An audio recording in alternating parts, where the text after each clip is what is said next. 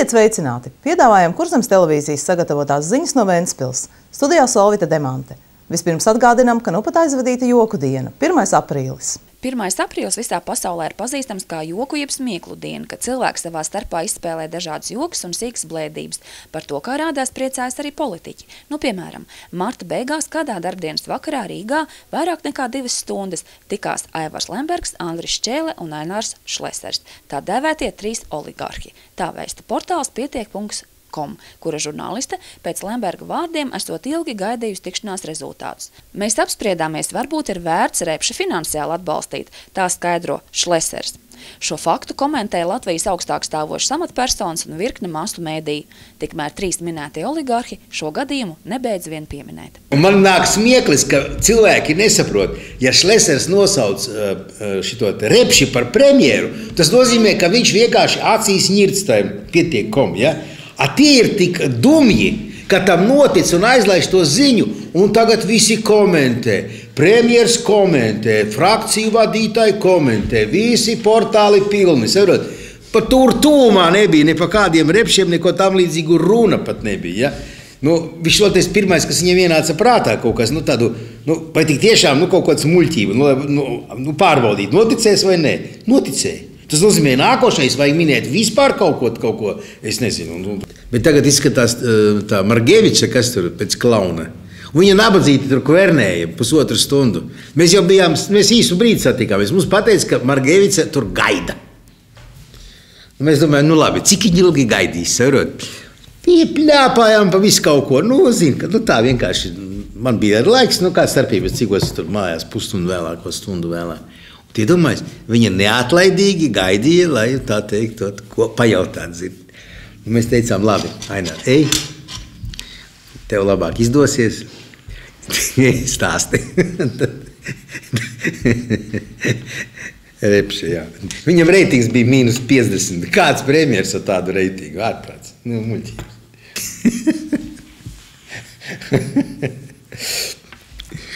Ai. Bet nākošais es iešu pa priekšu.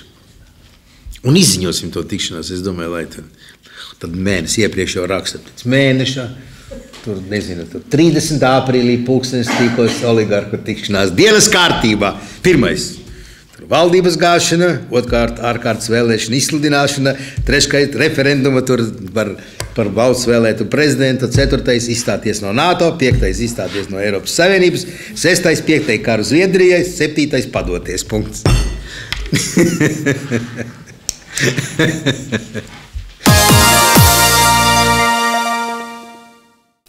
Turpinot 1. aprīļa tēmu. Visiem zināms, ka Ventspils mērs ir iekļauts Latvijas miljonāru 1. desmitniekā. Tomēr lūkā reizēm iet arī miljonāriem.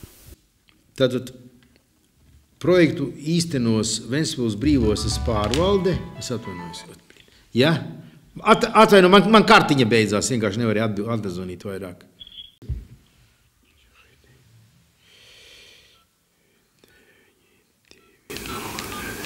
Man beidzies jau gaidīt. Nē.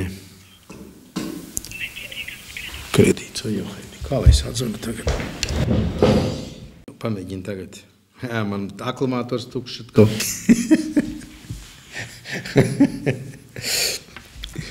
Ai. Vides aizsardzības un reģionālās attīstības ministrija izrādījusi interesi par izmaiņām Ventspils pilsētas teritoriālajā plānojumā. Šīs izmaiņas paredz industriālajā apbūvē pakļaut lielas piepilsētas meža teritorijas. Viens no Ventspils pilsētas domē opozīcijā esošajiem deputātiem uzskata, ka tiek ignorētas iedzīvotāju intereses, tāpēc nosūtījis sūdzību ministrijai. Ivars Landmanis bijis iniciators arī iedzīvotāju protesta parakstu vākšanai. Martā Ventspils pilsētai apstiprināja grozījumus atsevišķu teritoriju izmantošanai. Plānojums paredz vairākus 100 hektāru piepilsētas mežu pievienot Ventspils brīvostas zemē, kas noderētu vērienīgu investīciju gadījumā. Jau šobrīd piepilsētas mežos izvietots Ventspils naftas termināls, arī jaudīgs dzelzceļa mezgls, tomēr investori prasot arvien lielākas teritorijas. Šitas mežs pilnībā, viss līdz tā vietā, kur mēs iepriekš stāvējam, viss ir paredzēts rūpniecībā. Šie koki visi ir pakļaut kaut kādam riskam. Un šeit ir tā teritorija, ko iekļauj pēc jauno iekšā. Teiksim, tā rūpnieciskai. Jā. Un šeit var redzēt, ka te ir tīrs mežs. Ventspils pilsētas domes opozīcijas deputāti uzskata, ka nav ņemti vērā vairāk simti iedzīvotāju parakstu, kas iebilst pret meža teritorijas rūpniecisku izmantošanu. Iedevu šo vēstuli norādīju par šiem cilvēku parakstiem, bet šo jautājumu neatlika un gāja uz balsošanu šīs galējās redakcijas apstiprināšanu. Protams, savu argumentāciju vēlreiz izteica arī domas sēdē par to, kad ir savākt šie paraksti, par ko iestājas cilvēki, bet neviens neņēma vērā un jautājumu apstiprināja. Lēmums par brīvostas paplašināšanos ticis pieņemts, jo protesta vēstules iesniegts pēc sabiedriskās apspriešanas termiņa beigām. Teritoriālā plānojumā iziet sabiedriskā apspriešana, tas ir obligāti, pie tam vairāk sabiedriskās apspriešanas, un sabiedriskā apspriešanas, kad bija par teritoriālā plānojuma izmaiņām, tās izmaiņas tur ir daudzas, ja? Un šī tikai viena no nedaudzām nelielām. Tad nekādu iebildumu no sabiedrības nebija, tā skaitā no opozīcijas deputātiem. Tagad jau sabiedriskā apspriešana visa beidza, tad viņi sāka vākt parakstus, bet nevis par teritoriālu plānojumu, bet es saku par izciršanu. Protams, ja pieiet klāt cilvēkam un saka, vai jūs esat ar mieru, ka izcirtīs tur mežu, cilvēks, protams, saka, es esmu pret. Šis jautājums ieinteresēs arī Vides aizsardzības un reģionālās attīstības ministrija. Nav jau tāda normatīva, cik mums ir nepieciešama pilsētā meža uz vienu iedzīvotāju vai uz vienu apdzīvojamo platību vai kādu citu. Mēs meklējām vienkārši salīdzinājumu sevi ar citām pilsētām. Mēs neesam ne labāki, ne sliktāki par citām pilsētām. Mums mežu ir apmēram tikpat, cik ir tādās lielās pilsētās kā Liepājā, arī kā Cēsīs, kā Rēzeknē. Jā, mēs negribētu sevi salīdzināt ar Jūrmalu, jo mēs neesam un nebūsim arī kurortu pilsēta. Mūsu ekonomikas balsts ir pilsētā jau gadu simteņiem ir bijusi osta, un tā tas arī ir šodien, un noteikti tā tas būs arī turpmāk. Teritorijas plānojuma grozījuma laikā atrasts kāds risinājums. 22 hektāru lielu apbūvē paredzēta teritorija izslēdza no apbūves zemes, bet Ventspils naftas terminālim blakus esošo mežu pievienoja investīciju projektiem paredzētām teritorijām. Tas ir zonējums. Vai tas kādreiz kaut kad vispār tiks skatīts un būs vajadzība, to neviens nezina. Un, lai tā teikt, kaut ko būvētu, tad pirms tam tiek veikta ietekmes vidi novērtējums, kas iet apmēram gadu. Ietekmes vidi novērtējums ir pozitīvs. Tad ir jautājums, kas tur tiks būvēts un vai tas ir vajadzīgs vai nav vajadzīgs un tā tālāk. Vai jūs kādreiz atbraucat uz Stāldzenes pusi pastaigāt pa mežu līdz jūrai? Diezgan bieži. Pieņemsim, ja šeit būs rūpnīca, vai tas varētu tā kā traucēt tam labajām atpūtas vietām?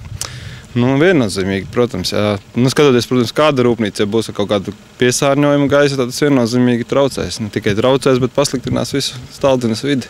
Minimālais attālums, kas paliek starp Stāldzenes apdzīvojamo teritoriju un šo iespējamo meža transformāciju, ja, ir vairāk nekā 400 metri. Tas ir mazākais attālums. Šobrīd nav zināms, vai par konkrēto teritoriju patiesi ir kāda reāla investora interese. Lembergs skaidro, ka tāda bijusi pirms gada, bet pieklususi.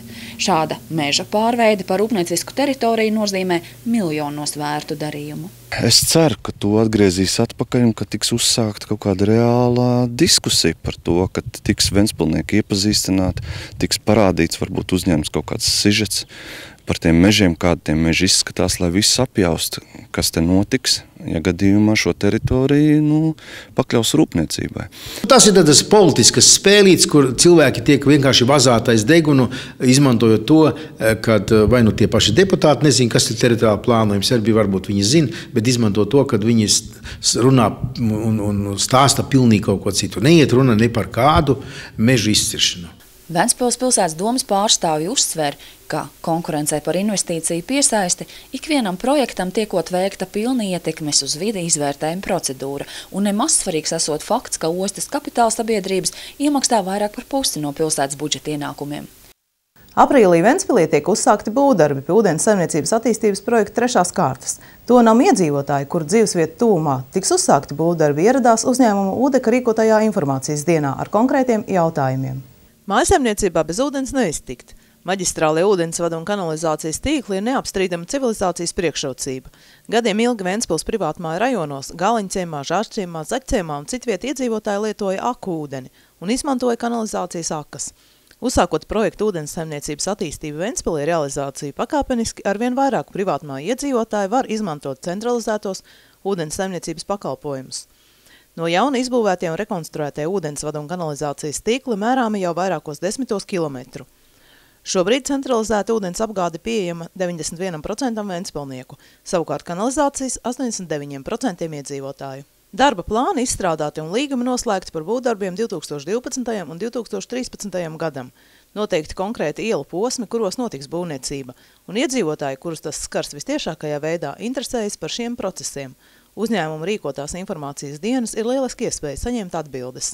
Kad sākās iela rekonstrukcijas, iedzīvotāji visvairāk jautā, kā veikt pieslēgumus, cik tas viņiem maksās, kā to labāk izdarīt. Tie ir galvenie jautājumi. Uz informācijas dienu uzņēmumā Ūdeka pagājušajā nedēļā ieradās vairāk nekā 10 cilvēku. Uzreiz arī izskanēja konkrēti jautājumi. Man ir jautājums, kad beidzot man būs ūdens tur tā ielā, tāpēc, ka tur ir osta.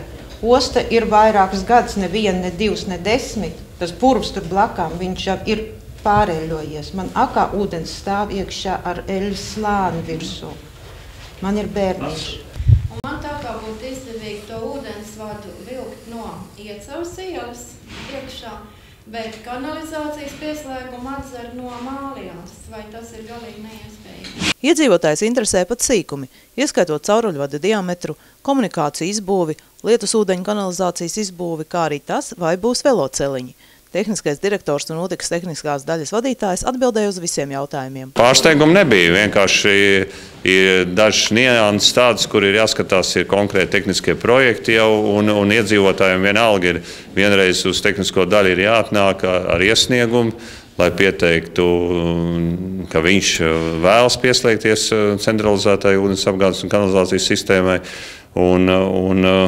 Jāatstāj savu datu, savu informāciju, savus iesniegumus, zemes īpašuma apliecinošs dokuments un pārējie dokumenti, kas ir iedoti cilvēkiem, tika izdalīta arī informācija par to, kas ir jāiesniedz. Ventspilnieki nedomā, ka zaudējuši laiku veltīgi.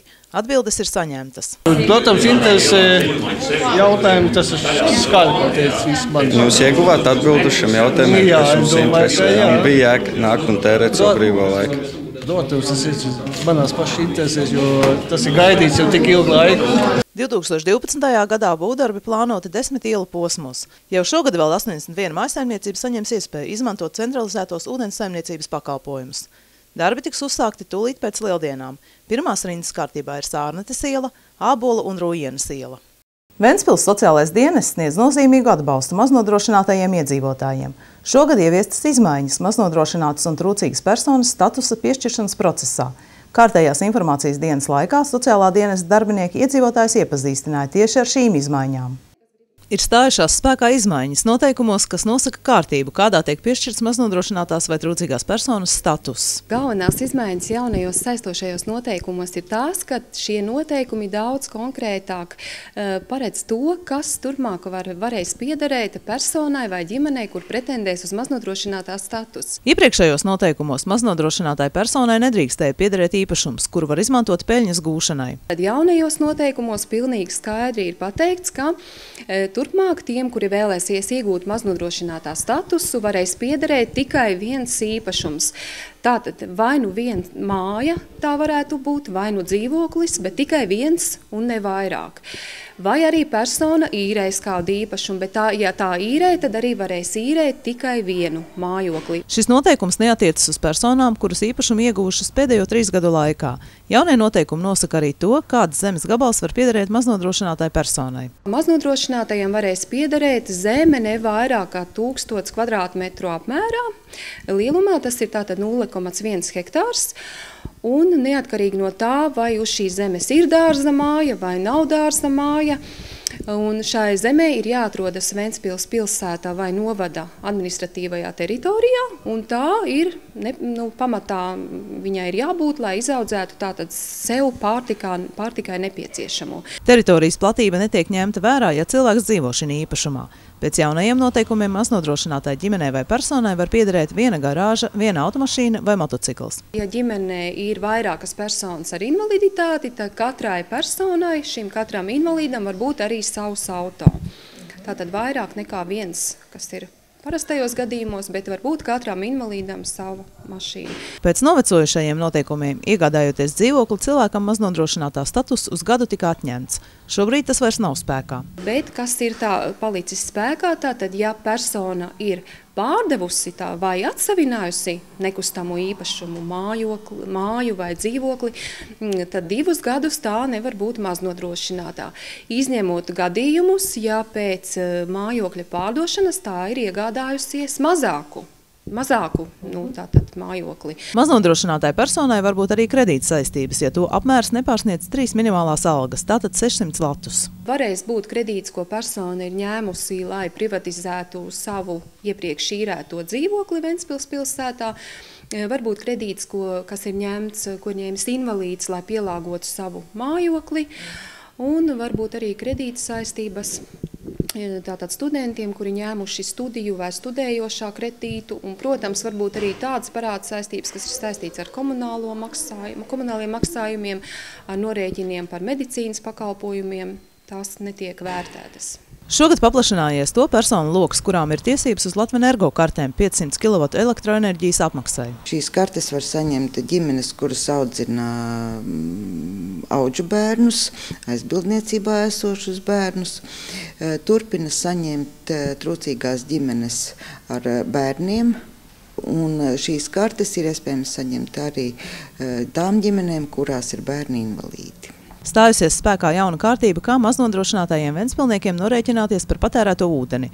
Nu vairs nevajag regulāri ierasties sociālajā dienestā, lai apstiprinātu savas daļas apmaksu.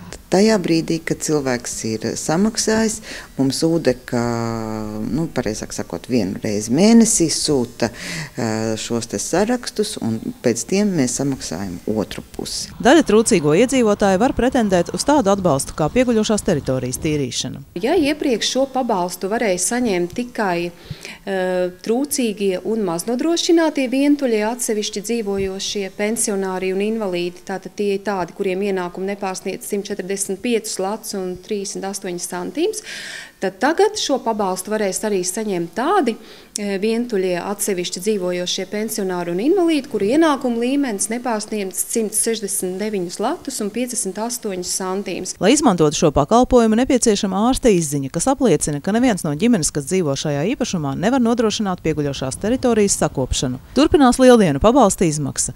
To var saņemt pensionāri un invalīdi, kuru pensijas nepārsniedz 191 latu un 91 centīmu, kā arī bērnu invalīdu vecāki. Tie, kas gribēja, tie uzrakstīja uz iesniegumu pārskaitīšanai kontā. Un, faktiski ir tā, ja šodien mums uzraksta iesniegumu, tad mēs šodien arī jau pārskaitām naudu un atkarībā no tā, kurā bankā ir konts, viņš saņem 1 līdz 3 dienu laikā. Bet mums ir arī, protams, cilvēki, kas izvēlās pulcēties un stāvēt rindās, tad tie veiksmīgi visi nāk pie mums un draudzīgi sagaida savu kartu, kad var saņemt skaidrā naudā kasē. Pēc statistikas datiem gada laikā ir samazinājies trūcīgo ģimeņu skaits. Ja pagājušā gada martā šis trūcīgo skaits pilsētā bija 3000 personas, tad šobrīd tas ir samazinājies par 700 personām un ir 2300. Ventspilī maznodrošinātā vai trūcīgā statuss piešķirts vairāk nekā 4000 iedzīvotāju.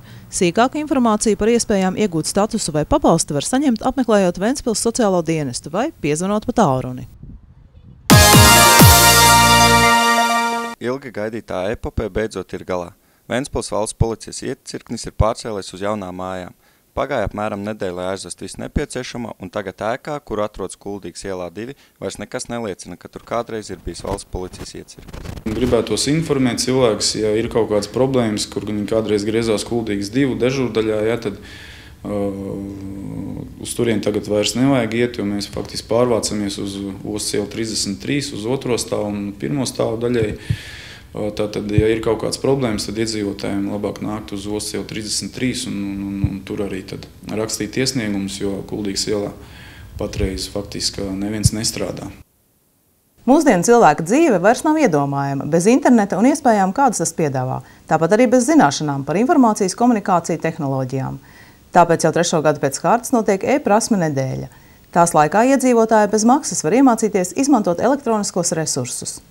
E-prasmju nedēļā Ventspilī piedalās dažādas iestādes, bet visaktīvāk digitālais centrs un bibliotēkas.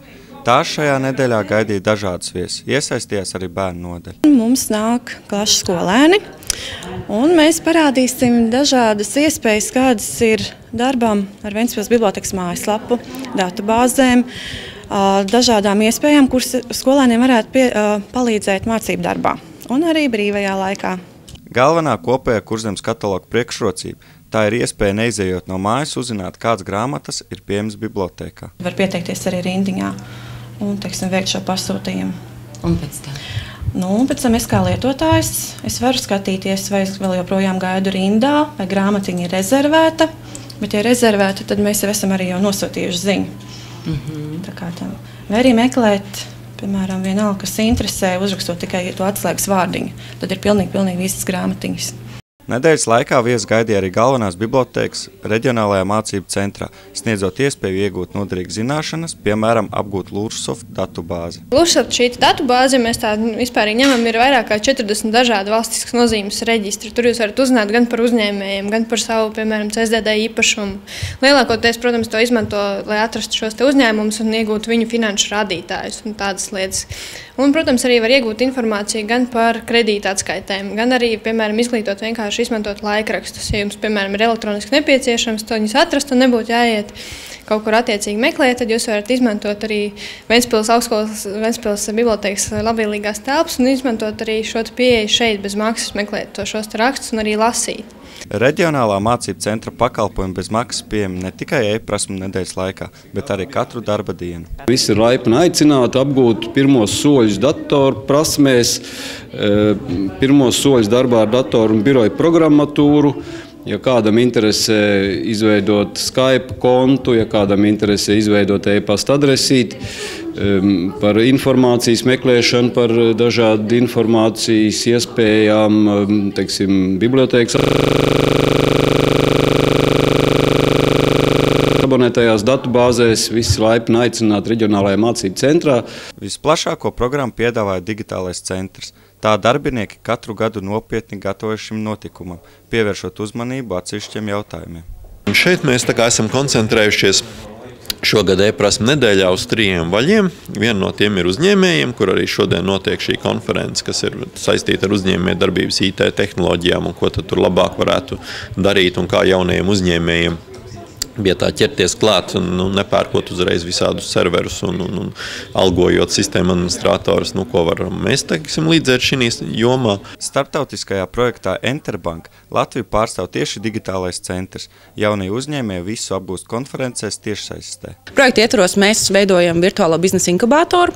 Kāds izpaužās dzīvē, tā ir mājaslapa www.enterbank.lv.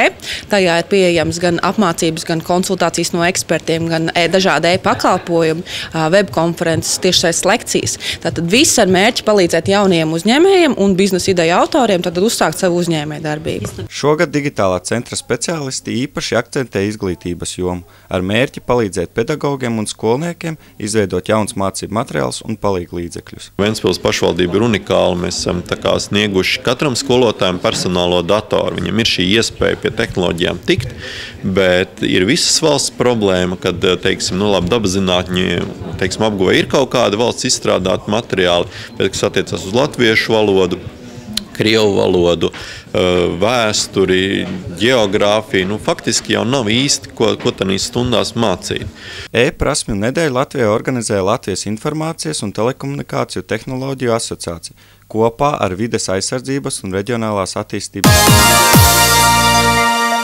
Satiec savu meistaru. Ar šādiem vārdiem iepriekšējā nedēļas nogalē gandrīz 100 vietās Latvijā seno amatu un prasme zinātāji aicināja jebkuru interesantu iepazīt latviešu kultūras mantojumu.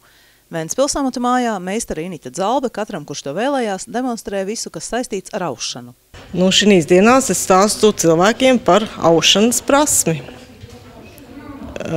Celainas aužam un jostiņas. Rādīts tika viss no pašiem pamatiem, sākot ar materiālu sagatavošanu, lai vēlāk varētu aust. Sāk no pašiem pamatiem ar diegu sagatavošanu un uzmešanu uz metiem. Pēc tam mēs vilksim stellītēs mazajās un audīsim. Par šo pasākumu es uzzināju mājaslapā, ka šodien var var satikt savu meistaru, un es interesējos, un man ir galda stellītes, un es gribētu iemācīties aust jostas. Nu, man drusciņi priekšzināšanas ir. Tā te bija divi? Divi. Drusciņi ir priekšzināšanas, bet tas ir sen darīts, un tad tas būs kā atkārtojums. Un grūdienis, lai sāktu kaut ko strādāt. Aužot var darināt ļoti daudz dažādu lietu – segas, spilvenus, šalles, jostas, gobelēnus, paklājus, dvieļus un aizskarus. Kopš 1965. gada Ventspilī darbojas Tautas lietišķās mākslas studija Vīkale, kuru nu jau 10 gadus vada Inita Dzalbe. Studijā aktīvi strādā apmēram 10 cilvēki. Tieši studijā var nākt, ja kādam interesē, var pasūtīt lakatus, aizskarus, galdautus, spilvenus, vienalga, ko noust, gobelēnus. Mēs tikai strādājam uz pasūtījumiem arī. Meistare pati tūlīt sāks darbu pie Ventspils vīra kora karoga aušanas. Savukārt tie, kas iepriekšējā nedēļas nogalē būs uzsākuši aust, protams, varēs turpināt, kamēr darbiņš gatavs.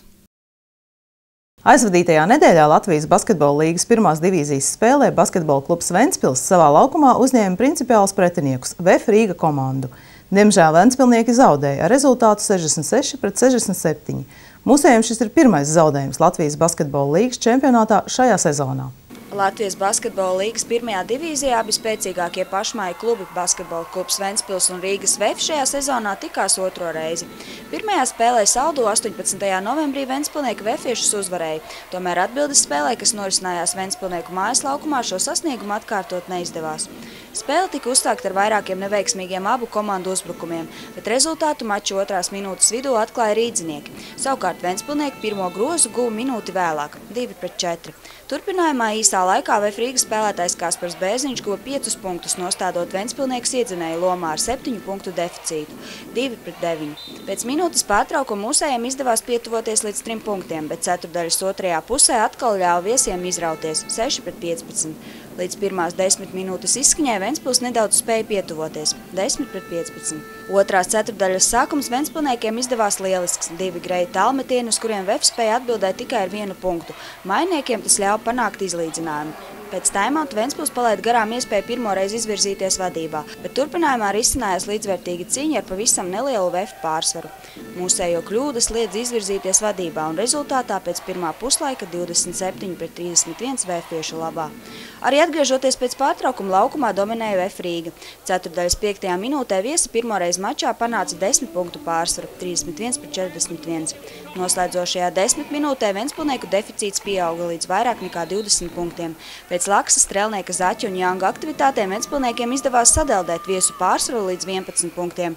Glābt situāciju gan neizdevās, un ventspilnieki piedzīvoja zaudējumu ar 66-77. Mūsu izpildumā bija diezgan daudz arī kļūdas, daudz kaut nevajadzīgi metieni, bet tāda bija šī spēle, un iespējams nākamā būs citādāk. Spēle pēc spēles atšķirās. Jā, VF-am bija diezgan laba aizsardzība, var redzēt, viennozīmīgi viņi bija gatavojušies par mums, viņi gatavojušies pret atsevišķiem spēlētājiem, viņiem zināja, ko viņi dara, un tas ir skautings saucās. Īsti izskaidrojums, kāpēc tā tas tieši notiekās īsti man nav, kāpēc mēs neizskatām, kāpēc, teiksim, viņi bija nedaudz ātrāki un situācijās varbūt, kur ir neitrālās bumbas, kur ir cīņā pie groziem, visas tādas neitrālās situācijas. Es domāju, ka viņi vinnēja gandrīz visu šodien. Ja runājam īsi, tad ar rezultātu es esmu apmierināts, bet ar spēli neesmu.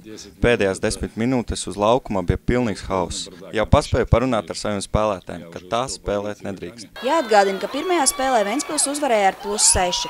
Tādējādi identiskas uzvaru un zaudējumu bilances gadījumā LBL tabulā augstāk būs VF Rīga komanda. Bet šovakar mūsējie aizvadīs spēli pret Lietuvas Rītas komandu, tādējādi mēģinot pagarināt Baltijas basketbola līgas sezonu. Lai tas notiktu, nepieciešama tikai uzvara.